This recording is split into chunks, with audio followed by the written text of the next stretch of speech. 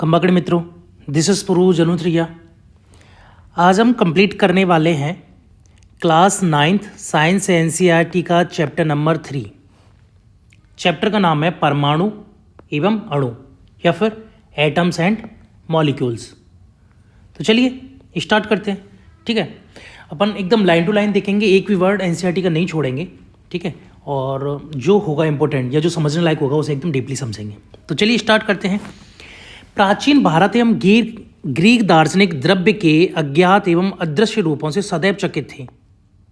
ठीक है, पदार्थ की विभाज्यता के मत के बारे में भारत में बहुत पहले लगभग 500 ईसा पूर्व, ठीक है 500 BC विचार व्यक्त किया था। भारतीय दार्शनिक महर्षि कणाद ने प्रतिपादित किया था कि यदि हम द्रव्य को विभाजित करते जाएं तो हमें छोटे छोटे कण प्राप्त होते जाएंगे। ठीक है, महर्षि कणाद ने क्या कहा था?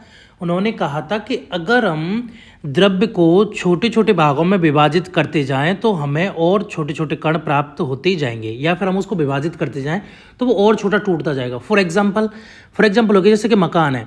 ठीक है, हम मकान में देखो क्या क्या चीज़ें होती है, बहुत सारी चीज़ें लगती है मकान में, सीमेंट, बजरी, गिट्टी, ये वो वगैरह। ठीक है, तो जैसे हम उसको तोड़ेंगे तो बहुत सारी चीज़ें अलग अलग भागों में टूटता जाएगा और छोटे छोटे भागों में। लास्ट में क्या निकलेगा? सीमेंट का टुकड़ा, बजरी के पार्टिकल्स, ईंट का टुकड़ा, ठीक है, सरिया एक्सेट्रा, ये अलग अलग पार्टिकल्स इस तरीके से निकलेंगे। ठीक है, और अंत में एक सीमा आएगी जब प्राप्त कण को पुनः विभाजित नहीं किया जा सकता। ठीक है, ये वही अंतिम वो है। अब ये मत बोलना ईंट को तो भाई मिट्टी से बनती है और छोटे, ये फॉर एग्जाम्पल, ठीक है, मकान के लिए तो और छोटे भागों में विभाजित नहीं किया जा सकता, इतना छोटा पार्टिकल हमें प्राप्त हो गया। वह सूक्ष्मतम कण अविभाज्य होगा। ठीक है, जो सूक्ष्मतम कण हमें प्राप्त होगा वो अविभाज्य होगा, वो विभाजित नहीं होगा। इस अविभाज्य सूक्ष्मतम कण को उन्होंने परमाणु कहा। ठीक है, उन्होंने परमाणु किसे कहा? कि जो सबसे छोटा पार्टिकल है, जिसे और ज़्यादा आगे डिवाइड नहीं किया जा सकता, उसको क्या कहा उन्होंने? परमाणु। एक अन्य भारतीय दार्शनिक थे पकुदा कात्यायान। ठीक है, उन्होंने क्या किया? इस मत को विस्तृत रूप से समझाया तथा कहा कि ये कण सामान्यतः संयुक्त रूप में पाए जाते हैं जो हमें द्रव्यों के भिन्न भिन्न रूपों को प्रदान करते हैं। ठीक है, अलग अलग फॉर्मेट में पाए जाते हैं और अलग अलग जो है हमें उसके रूप दिखाई देते हैं। ठीक है, होता जो है वो मेन पार्टिकल एक ही होता है। जैसे हाइड्रोजन है, हाइड्रोजन से बहुत सारी चीज़ें बनती हैं, ऑक्सीजन बहुत सारी चीज़ें बनती हैं। ठीक है, नाइट्रोजन हो गया, कार्बन हो गया, एक्सेट्रा।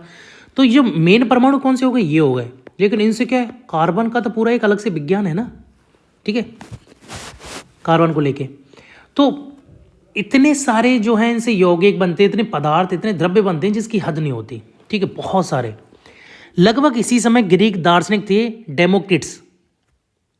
ठीक है, और एक थे ल्यूसिपस। ठीक है, ग्रीक दार्शनिक कौन से थे? डेमोक्रिटस थे और ल्यूसिपस थे।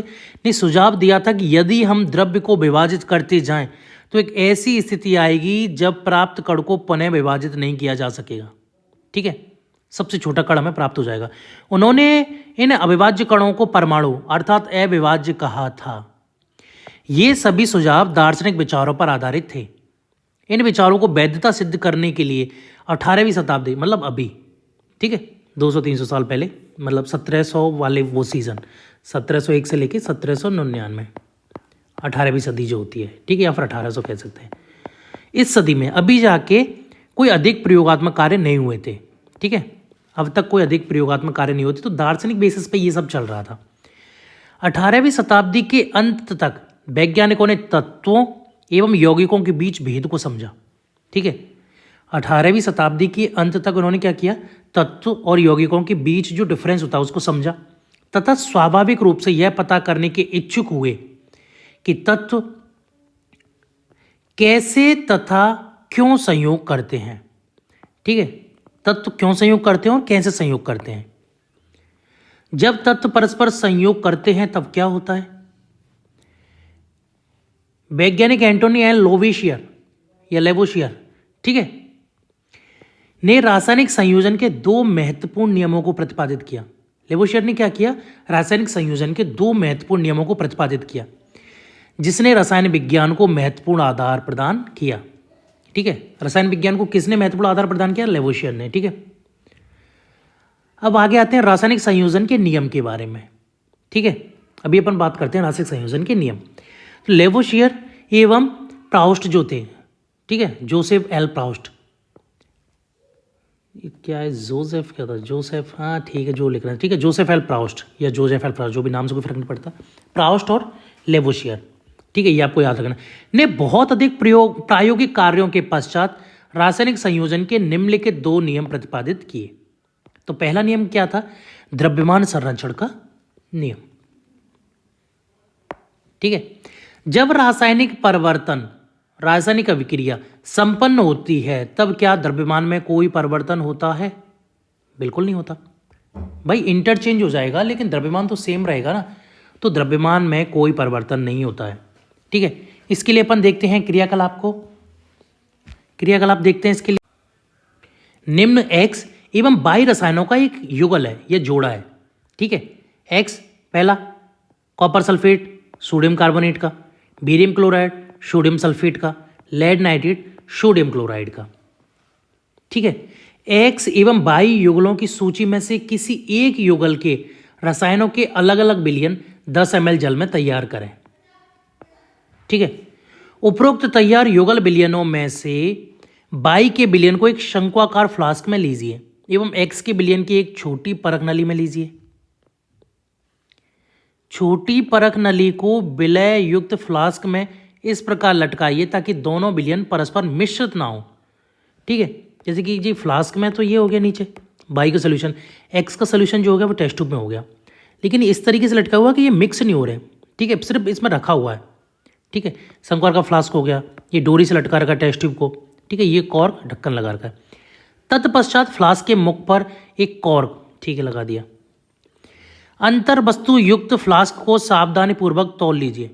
ठीक है, इसको अच्छे से एकदम तौल लेना है। अब फ्लास्क को झुकाकर इस प्रकार घुमाएं जिससे एक्स एवं बाई के विलयन परस्पर मिश्रित हो जाए। ठीक है, हमको क्या करना है, इसमें रिएक्शन करनी है। ये हमने स्टार्टिंग में क्यों किया, ये हमने स्टार्टिंग में किया क्योंकि इनके बीच कोई रिएक्शन ना हो, लेकिन हमें इसका वेट करना है। ठीक है, अब ये पूरा सिस्टम हो गया, एक निकाय हो गया। ठीक है, अब इसका हम वेट कर लेंगे, उसके बाद परख नली को क्या इसमें मिक्स कर देंगे, इनमें रिएक्शन हो जाएगी, फिर उसके बाद हम फिर से वेट नाप लेंगे। ठीक है, अब इस फ्लास्क को पुनः तोल लीजिए। शंक्वाकार फ्लास्क में क्या अभिक्रिया हुई? बिल्कुल। क्या आप सोचते हैं कि कोई रासायनिक अभिक्रिया हुई? बिल्कुल। फ्लास्क के मुख पर कॉर्क क्यों लगाते हैं? भाई जिससे कि गैस के रूप में निकल नहीं जाए। भाई गैस के रूप में निकल सकता है ना द्रव्यमान। क्या फ्लास्क के द्रव्यमान एवं अंतर वस्तुओं में कोई परिवर्तन हुआ? बिल्कुल भी नहीं। द्रव्यमान संरक्षण के नियम के अनुसार किसी रासायनिक अभिक्रिया में द्रव्यमान का ना तो सृजन किया जा सकता और ना ही विनाश। ठीक है, द्रव्यमान संरक्षण का नियम क्या कहता है कि कोई भी रासायनिक अभिक्रिया होती है उसमें ना तो हम द्रव्यमान को बना सकते हैं और ना ही उसको नष्ट कर सकते हैं। ठीक है, एक से दूसरी फॉर्म में इंटरचेंज हो सकता है द्रव्यमान, बट हम उसको नष्ट नहीं कर सकते और ना ही उसको बना सकते हैं। ठीक है, ये बहुत बड़ी बात है। हमने देख लिया इसमें से कोई भी एक्स लिया, कोई भी बाई लिया, एक कोई भी एक्स लिया, कोई भी बाई लिया और उनमें इंटर रिलेट करके। ठीक है, स्थिर अनुपात का नियम। लेवोशियर एवं अन्य वैज्ञानिकों ने इस बात पर प्रकाश डाला कि कोई भी यौगिक 2 या 2 से अधिक तत्वों से निर्मित होता है। इस प्रकार प्राप्त यौगिकों में इन तत्वों का अनुपात स्थिर होता है। बिल्कुल सही बात है। जैसे कि मैं एक एग्जाम्पल समझ लूँ, H2O पानी का फॉर्मूला है, तो हाइड्रोजन के 2 पार्टिकल रहेंगे। ठीक है, ऑक्सीजन का 1 पार्टिकल, तो ये फिक्स अनुपात है। पानी का आप कहीं से पानी, झरने से पानी ले लो, समुद्र से पानी ले लो, ठीक है, आप आरओ वगैरह में से पानी जो आता है, कीचड़ वगैरह कहीं से पानी लोगे, पानी का जो फॉर्मूला रहेगा वो H2O ही रहेगा। 2 हाइड्रोजन पार्टिकल रहेंगे और 1 ऑक्सीजन का। ठीक है, ये कभी चेंज नहीं हो सकता। तो इस तरह अनुपात होता है, चाहे इसे किसी स्थान से प्राप्त किया गया हो अथवा किसी ने भी इसे बनाया हो। ठीक है, इवन पानी को बनाया तक भी है ना, तब भी H2O ही रहेगा।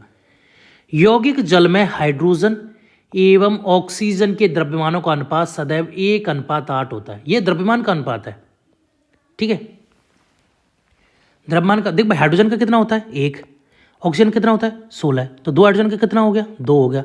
1 ऑक्सीजन कितना हो गया? 16। तो कितना हो गया? 1/8। ये द्रव्यमान का है। ठीक है, अगर उनकी क्वांटिटी की बात की जाए तो 1 और 2 ही रहेगा हमेशा, चाहे जल का स्रोत कोई भी हो। इसी प्रकार यदि 9 ग्राम जल का अपघटन करें तो सदैव 1 ग्राम हाइड्रोजन और 8 ग्राम ऑक्सीजन प्राप्त होगा। बिल्कुल सही बात है, क्योंकि उसमें यही अमाउंट है। इसी प्रकार अमोनिया NH3 में नाइट्रोजन एवं हाइड्रोजन द्रव्यमानों के अनुसार सदैव 14:3 के अनुपात में विघटन होता है, विद्यमान रहते हैं। चाहे अमोनिया किसी भी स्रोत से प्राप्त की गई हो, निर्मित की गई हो, ठीक है, जैसे हैबर विधि से बनाई गई हो या फिर कहीं से भी ली गई हो अमोनिया, उसका जो वो रहेगा वो हमेशा 14:3 ही रहेगा। ठीक है, 3 कितना, 3 हाइड्रोजन का 3 हो गया भाई, एक हाइड्रोजन का 1 होता है, नाइट्रोजन कितना होता है, 14 होता है, तो 14:3 ये रहेगा इसका। ठीक है, और हमेशा हाइड्रोजन के 3 पार्टिकल रहेंगे, नाइट्रोजन का 1 पार्टिकल रहेगा, N और H। ये इसका इस तरह अनुपात रहेगा, इसको चेंज नहीं किया जा सकता। उपरोक्त उदाहरणों से स्थिर अनुपात के नियम की व्याख्या होती है। ठीक है, उपरोक्त जो उदाहरण है इनसे क्या हो रहा है, स्थिर अनुपात के नियम की व्याख्या हो रही है, जिसे निश्चित अनुपात का नियम भी कहा जाता है। प्राउस्ट ने इस नियम को इस प्रकार से व्यक्त किया था कि किसी भी यौगिक में तत्व सदैव एक निश्चित द्रव्यमानों के अनुपात में विद्यमान होते हैं। प्राउस्ट ने क्या कहा था, किसी भी यौगिक में, कोई भी यौगिक ले लो, अमोनिया ले लो, ठीक है, वाटर ले लो, एसिटिक एसिड ले लो, मीथेन ले लो, एक जो भी आपको मन करे वो ले लो आप, ठीक है, अल्कोहल ले लो, उनमें तत्व सदैव एक निश्चित द्रव्यमानों के अनुपात में विद्यमान होते हैं। ठीक है, वो चेंज नहीं हो सकते। जॉन डाल्टन का जन्म जो हुआ था, ठीक है, अपन ये देख लेते हैं डाल्टन के बारे में। जॉन डाल्टन जो थे उनका जन्म हुआ था 1766 में, इंग्लैंड के एक गरीब जुलाहा परिवार में हुआ। 12 वर्ष की आयु में उन्होंने एक शिक्षक के रूप में अपनी जीविका शुरू की। और तेरी 12 साल में शिक्षक के रूप में जीविका शुरू की। 7 साल बाद वह एक स्कूल के प्रिंसिपल बन गए। 19 साल में प्रिंसिपल, भाई कुछ ज़्यादा प्रोग्रेस नहीं हो रही। 1793 में जॉन डाल्टन एक कॉलेज में गणित, भौतिकी एवं रसायन शास्त्र पढ़ाने के लिए मैनचेस्टर चले गए। ठीक है, 1793 में कहाँ चले गए, एक कॉलेज में गणित, विज्ञान और रसायन शास्त्र पढ़ाने के लिए मैनचेस्टर। वहाँ पर उन्होंने अपने जीवन का अधिकांश समय शिक्षण एवं शोध कार्य में व्यतीत किया।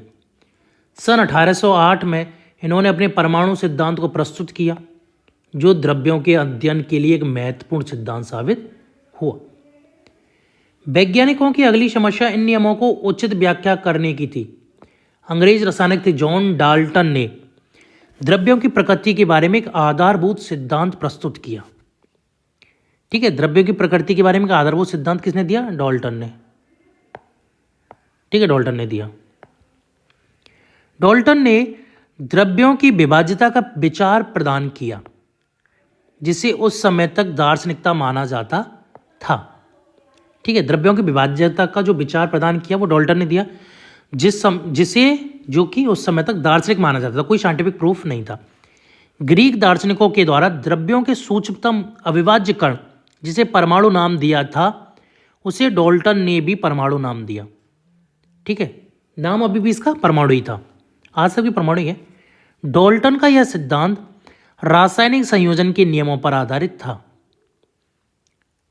ठीक है, डाल्टन का जो ये सिद्धांत था वो रासायनिक संयोजन के नियमों पर आधारित था। डाल्टन के परमाणु सिद्धांत ने द्रव्यमान के संरक्षण के नियम एवं निश्चित अनुपात के नियम की युक्ति संगत व्याख्या की। ठीक है, डाल्टन ने क्या किया, जो द्रव्यमान संरक्षण के नियम थे, निश्चित अनुपात की जो नियम थे, उनकी युक्ति संगत व्याख्या की कि हाँ ये एकदम राइट है। ठीक है, डाल्टन के परमाणु सिद्धांत के अनुसार सभी द्रव्य, चाहे तत्व, यौगिक या मिश्रण हो, सूक्ष्म कणों से बने होते हैं, जिन्हें परमाणु कहा जाता है। डाल्टन के सिद्धांत की विवेचना निम्न प्रकार से कर सकते हैं। पहला, सभी द्रव्य परमाणुओं से निर्मित होते हैं जो कि रासायनिक अभिक्रिया में भाग लेते हैं। ठीक है, जितने भी द्रव्य हैं वो परमाणुओं से बने होते हैं जो कि केमिकल रिएक्शंस में अपना पार्टिसिपेट करते हैं। ठीक है, परमाणु अविभाज्य सूक्ष्मतम कण होते हैं। ठीक है, इन परमाणुओं को और डिवाइड नहीं किया जा सकता। ठीक है, जो रासायनिक अभिक्रिया में न तो सृजित होते हैं और ना ही उनका विनाश होता है। ठीक है, रासायनिक अभिक्रिया में भाई जो परमाणु है वो नष्ट नहीं हो सकता, ना उसको हम बना सकते हैं ऐसे। भाई जो कोई भी केमिकल रिएक्शन होती है, कोई नया यौगिक बनता है, पदार्थ बनता है, लेकिन अगर उसमें वो एटम है तो ही उससे वो संबंधित बन सकता है। अगर वो एटम नहीं तो ऐसा नहीं हम केमिकल रिएक्शन के द्वारा एटम बना दें, ऐसा नहीं हो सकता। दिए गए तत्व के सभी परमाणुओं का द्रव्यमान एवं रासायनिक गुणधर्म समान होते हैं। ठीक है, जितने भी तत्व दिए गए तत्व के सभी जो परमाणु का जो द्रव्यमान होता है और रासायनिक गुणधर्म समान होते हैं। हाइड्रोजन है उसका एक ही होगा, उसका जो गुणधर्म वो सेम रहेगा। ऑक्सीजन का कितना रहेगा, एटॉमिक नंबर 8 है, मास जो होता है वो 16 रहेगा, तो वो सेम ही रहेगा। भिन्न भिन्न तत्वों के परमाणुओं के द्रव्यमान एवं रासायनिक गुणधर्म भिन्न भिन्न होते हैं। ठीक है, अलग अलग तत्वों के परमाणु के जो द्रव्यमान है, भाई हाइड्रोजन का अलग होगा, ऑक्सीजन का अलग होगा, कार्बन का अलग होगा, नाइट्रोजन का, सबका अलग अलग होगा, उनके गुणधर्म भी अलग होंगे। कार्बन का अलग गुणधर्म होंगे, ऑक्सीजन का अलग गुणधर्म होंगे, नाइट्रोजन का अलग गुणधर्म होंगे, क्लोरीन हो गया, सोडियम एक्सेट्रा। ठीक है, भिन्न भिन्न भिन्न तत्वों के परमाणु परस्पर छोटी पूर्ण संख्या के अनुपात में संयोग कर यौगिक निर्मित करते हैं। ठीक है, पूर्ण संख्या में करेंगे वो, और सबसे छोटी संख्या में करेंगे जितना हो सके। ठीक है, किसी भी यौगिक में परमाणुओं की सापेक्ष संख्या एवं प्रकार निश्चित होते हैं। ठीक है, कोई भी यौगिक होगा उसमें परमाणुओं की सापेक्ष संख्या और उसके प्रकार निश्चित होंगे। आप अगले अध्याय में यह अध्ययन करेंगे कि परमाणु में और भी छोटे छोटे कण विद्यमान होते हैं, इलेक्ट्रॉन, प्रोटॉन, न्यूट्रॉन वगैरह। ठीक है, उसके बाद वो उसके अंदर पाए जा रहे हैं। ठीक है, आगे देखते हैं परमाणु क्या होता है। ठीक है, अभी अपन बात करते हैं परमाणु क्या होता है। क्या आपने कभी किसी इमारत की दीवार बनती देखी? इन दीवारों से एक कमरा एवं कई कमरों के समूह से एक इमारत बनती है। उस विशाल इमारत की रचनात्मक इकाई क्या है? किसी बॉवी आंट हिल की रचनात्मक इकाई क्या होती है? यह रेत का छोटा सा कण होता है। इसी प्रकार सभी द्रव्यों की रचनात्मक इकाई परमाणु होती है। भाई रचनात्मक इकाई का मतलब सबसे छोटी इकाई। ठीक है, जिनसे मिलकर के वो बड़ी चीज़ बनी है। मकान के लिए ईंट हो गई। ठीक है, जैसे और कोई चींटी वगैरह उनका बिल होता है तो उसके लिए मिट्टी जोड़ जोड़ के उन्होंने अपना घर बना लिया। ठीक है, बिल बना लिया। परमाणु कितने बड़े होते हैं? परमाणु जो होते हैं बहुत छोटे होते हैं। ये किसी भी वस्तु जिसकी हम कल्पना या तुलना कर सकते हैं से भी छोटे होते हैं। ठीक है, बहुत छोटे होते हैं। लाखों परमाणुओं को जब एक के ऊपर एक चट्टे के रूप में रखें तो बड़ी कठिनाई से कागज की एक सीट जितनी मोटी परत बन पाएगी।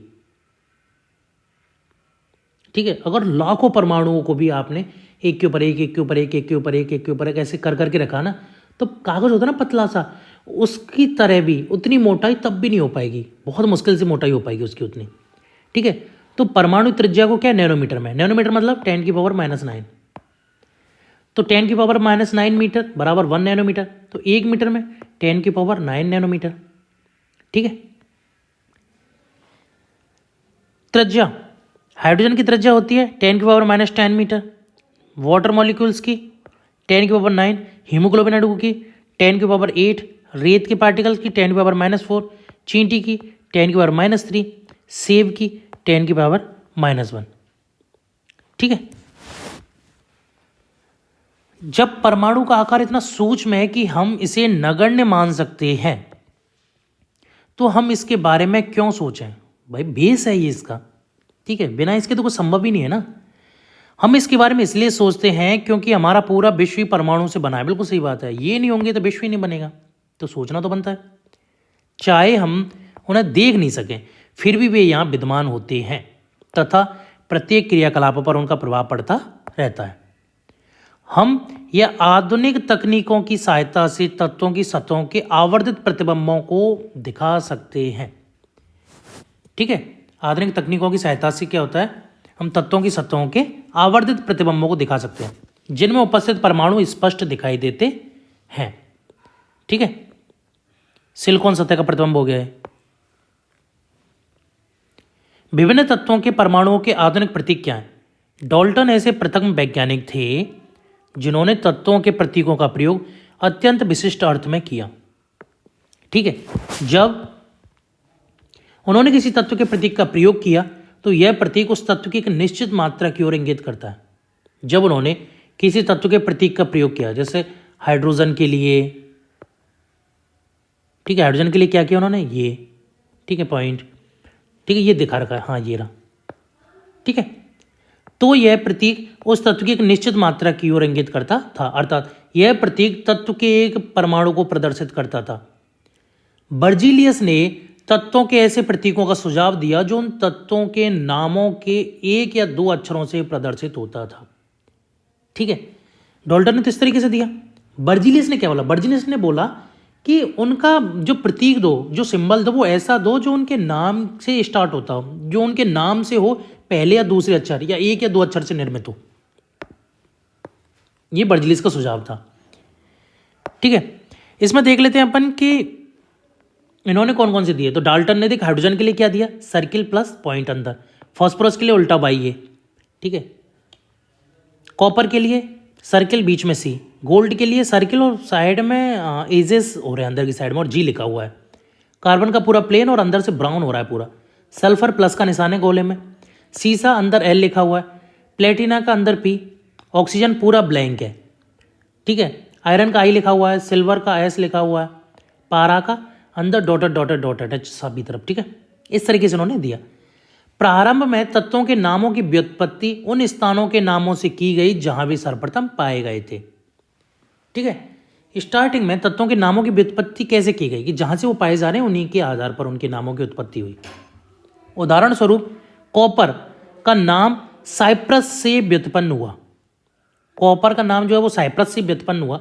कुछ तत्वों के नामों को विशिष्ट रंगों से लिया गया। ठीक है, कुछ ऐसे भी तत्व थे जिनका विशिष्ट रंगों के आधार पर उनका नामकरण हुआ। उदाहरण स्वरूप स्वर्ण, गोल्ड का नाम अंग्रेजी के उस शब्द से लिया गया जिसका अर्थ होता है पीला। ठीक है, इसलिए गोल्ड का नाम पड़ा। International unit of pure and applied chemistry, कई बार इसकी नीट वगैरह में भी, इवन टीजीटी वगैरह में भी कई बार इसकी जो है फुल फॉर्म पूछी गई है। IUPAC, international unit of pure and applied chemistry, एक अंतर्राष्ट्रीय वैज्ञानिक संस्था है जो तत्वों के नामों, प्रतीकों, मात्रकों को स्वीकृति प्रदान करती है। ठीक है, IUPAC क्या करेगी, तत्वों के नाम, उनके प्रतीक और मात्रकों को स्वीकृत करेगी, वेरीफाइड करेगी, अप्रूव करेगी। अधिकतर तत्वों के प्रतीक उन तत्वों के अंग्रेजी नामों के एक या दो अक्षरों से बने हैं। किसी प्रतीक के पहले अक्षर को सदैव बड़े अक्षर कैपिटल लेटर में और दूसरे अक्षर को छोटे या स्मॉल लेटर में लिखा जाता है। ठीक है, हाइड्रोजन एक ही लिखा है तो capital H, aluminium capital A small L, ना कि कैपिटल ए कैपिटल गलत। Cobalt capital O capital C small O. ठीक है, ना कि कैपिटल सी और कैपिटल ओ, ये कार्बन मोनोऑक्साइड हो जाएगा। ठीक है, कुछ तत्वों के प्रतीक उनके अंग्रेजी नामों के प्रथम अक्षर तथा बाद में आने वाले किसी एक अक्षर को संयुक्त करके बनाते हैं। उदाहरण क्लोरीन। ठीक है, तो Cl यहां से। ठीक है, जिंक Zn, बाकी इनकी स्पेलिंग तो ZIN की ऐसे होती है, नहीं ZINC होती है, ZINC। ठीक है, लेकिन इस तरीके से मिक्स करके इनको नाम बना गया। अन्य तत्वों के प्रतीकों को लैटिन, जर्मन या ग्रीक भाषा में उनके नामों से बनाया गया है। उदाहरणार्थ लोहो, आयरन का प्रतीक Fe है, जबकि इसको कोई मैच ही नहीं है ना इंग्लिश से ना किसी से, लेकिन फिर भी ये क्या लैटिन या ग्रीक वर्ड है, जर्मन, लैटिन, ग्रीक, जो उसके लैटिन नाम फेरम से बना है। आयरन का जो होता है वो फार्मूला Fe होता है, वो फेरम से बना है। इसी प्रकार सोडियम का प्रतीक Na होता है, जबकि Na कुछ ऐसा है नहीं। पोटेशियम का प्रतीक K होता है, ये किससे बने, नेट्रियम से, कैलियम से व्युत्पन्न है। ठीक है, नेट्रियम से कैलियम से व्युत्पन्न है, नेट्रियम से सोडियम इसलिए Na, कैलियम से पोटेशियम इसलिए K। इस प्रकार प्रत्येक तत्व का एक नाम एवं एक अद्वितीय रासायनिक प्रतीक होता है। जब कभी आप तत्वों का अध्ययन करें तो आपके संदर्भ के लिए उपरोक्त सारणी दी गई है।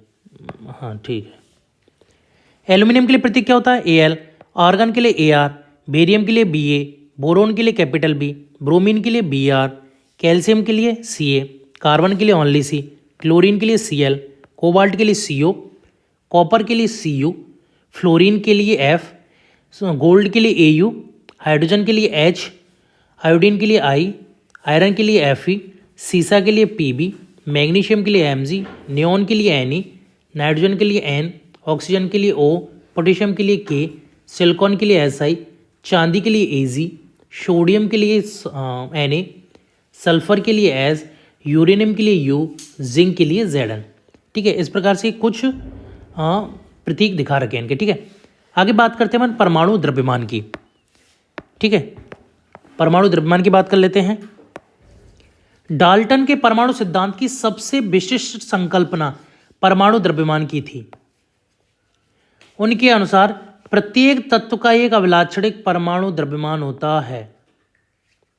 डाल्टन का सिद्धांत स्थिर अनुपात के नियम को इतनी भलीभांति समझाने में समर्थ था कि वैज्ञानिक इससे प्रेरित होकर परमाणु द्रव्यमान को मापने की ओर अग्रसर हुए। चूंकि एक परमाणु के द्रव्यमान को ज्ञात करना अपेक्षाकृत कठिन कार्य था, इसलिए रासायनिक संयोजन के नियमों के उपयोग एवं उत्पन्न यौगिकों के द्वारा सापेक्ष परमाणु द्रव्यमान को ज्ञात किया गया। ठीक है, सापेक्ष परमाणु द्रव्यमान को ज्ञात किया गया। हम यहाँ पर एक यौगिक कार्बन मोनोऑक्साइड का उदाहरण लेते हैं, जो कार्बन एवं ऑक्सीजन द्वारा निर्मित होता है। प्रायोगिक तौर पर यह निरीक्षण किया गया कि 3 ग्राम कार्बन और 4 ग्राम ऑक्सीजन के संयोजन से कार्बन मोनोऑक्साइड निर्मित हुआ। ठीक है, दूसरे शब्दों में, ठीक है, कार्बन का कितना होता है? 12 होता है, ऑक्सीजन का 16। ठीक है, 3 और 4 इस तरीके से। ठीक है, दूसरे शब्दों में कहा जा सकता है कि कार्बन अपने 4/3 गुणा अधिक द्रव्यमान वाले ऑक्सीजन के साथ संयुक्त होती है। 4/3 मतलब 1 हिस्सा ज़्यादा। ठीक है, मान लीजिए हम परमाणु द्रव्यमान की इकाई को एक कार्बन परमाणु द्रव्यमान के बराबर मानते हैं। ठीक है, परमाणु द्रव्यमान की इकाई को हम क्या करते हैं? कार्बन परमाणु द्रव्यमान के बराबर मानेंगे। तो कार्बन परमाणु के 1 यूनिट तथा ऑक्सीजन परमाणु द्रव्यमान को 1.33 यूनिट निर्दिष्ट करेंगे।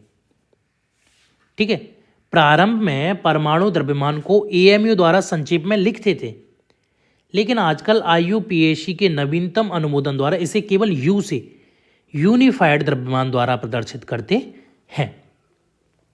लेकिन द्रव्यमानों की इकाई को यथासंभव पूर्णांक या लगभग पूर्णांक में व्यक्त करना अधिक सुविधाजनक होता है। आगे चलकर वैज्ञानिकों ने परमाणु द्रव्यमानों की भिन्न भिन्न इकाइयों के बारे में विचार व्यक्त किए। वैज्ञानिक जब विभिन्न परमाणु द्रव्यमानों की इकाइयों के बारे में शोधरत थे, तो उन्होंने प्रारंभ में प्रकृतिजन्य ऑक्सीजन परमाणु के द्रव्यमान के 1/16 भाग को इकाई के रूप में लिया। 2 कारणों से इसे सुसंगत समझा जा सकता है। ठीक है, पहला कौन सा हो गया? ऑक्सीजन अनेक तत्वों के साथ अभिक्रिया करके यौगिक बनाता है, बिल्कुल सही बात है।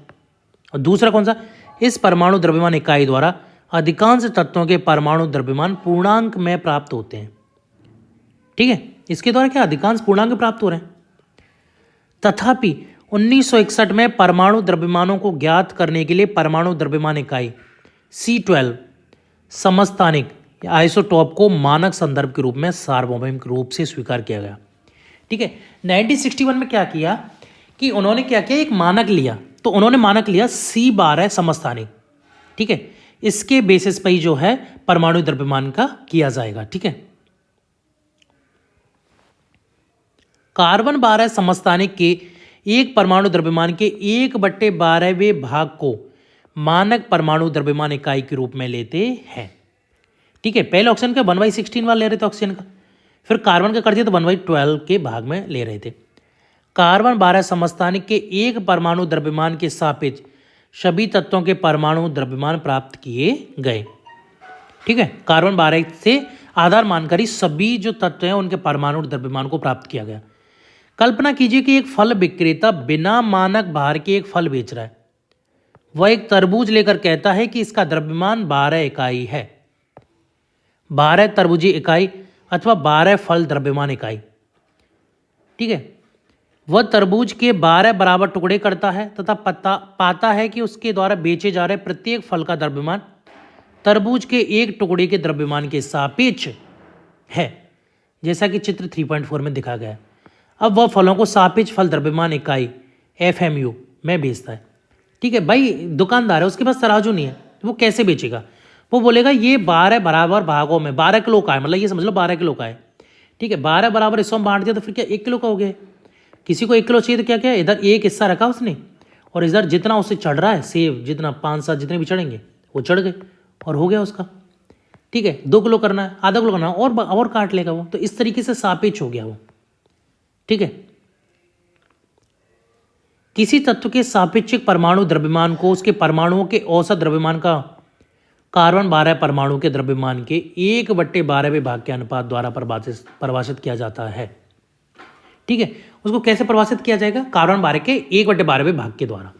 ठीक है, तो ये क्या स्टैंडर्ड यूनिट हो गई, ये समझ लो। ठीक है, सापेक्षिक परमाणु द्रव्यमान में अभी बात करते हैं अपन अलग अलग इनके परमाणु द्रव्यमान के बारे में, कुछ एक जो है इनके, ठीक है। सबसे पहले देखते हैं हाइड्रोजन। हाइड्रोजन का परमाणु द्रव्यमान कितना होता है? 1। कार्बन का कितना होता है? 12। ठीक है, ये क्या हाइड्रोजन के बराबर ही हो गया फिर, ये 1/12, सॉरी पूरा 12 नहीं, 1/12, 1/12 मतलब हाइड्रोजन के बराबर ही, ठीक है। नाइट्रोजन कितना होता है? 14। ऑक्सीजन का 16, sodium 23, magnesium 24, sulphur 32, chlorine 35.5, calcium का 40। ठीक है, इस तरीके से इनके द्रव्यमान कर लिए। तो चलिए फिलहाल के लिए इतना ही, आगे की चर्चा हम अगली वीडियो में करेंगे। Thank you.